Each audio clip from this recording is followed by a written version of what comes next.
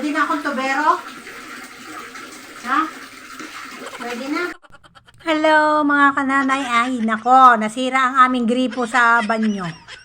Ayan, kaya ako na lang ang gagawa. Mahirap talaga pag walang lalaki sa bahay. Oh, madalang kung umuwi. Kaya siyempre ako na lang ang gagawa nito. Alam nyo naman ako. Kahit kaya kong gawin, kahit umakyat sa bubong. Ngayon lang tumatanda na ang lola nyo. Hindi ko na kayang umakyat sa bubong. Sa ilalim ng bubong, pwede. Charot. Ay nako, talaga naman ang hirap po. Nasira na naman ang aming gripo. Ay walang ibang gagawa nito kundi ako. Oh. Kaya nyo yan. Oh, ako na lang yung gumagawa mga kananay. Pag kung ano ang sira dito sa sa bahay, ako na lang yung gumagawa. Yung kaya kong gawin. Kahit mag semento, kaya kong gawin. Huwag lang magbuhat ng semento. Charot. Oh, ayan na, malapit na matapos itong aking ginagawa. Talaga namang, ewan ko ba, bakit hindi tumutulo pa rin? Siguro, mo ba to? Yan. Tignan natin kung hindi naman bukas masyado.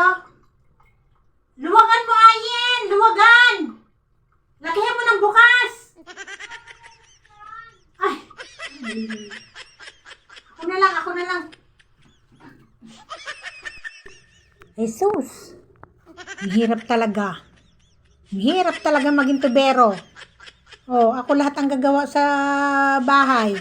Pero kaya-kaya ko yan. Alam niyo naman ako. Hindi ko ititigilan hanggang hindi ko natatapos. Ay, iwan ko lang. Ano siya? Ako kumakain ako ng kanin. Siya, tubig lang, gripo lang. Pero ako mas malakas kumain.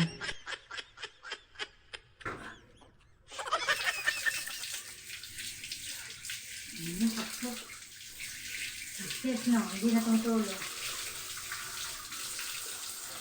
Huwag mo kasi paglaruan yan itong gripo Hindi ko naman po Pag pag umaano ka, bubukas ganito lang Yan, ganun lang Ha, dandahan lang ha. Opo. Yan, ganyan lang pag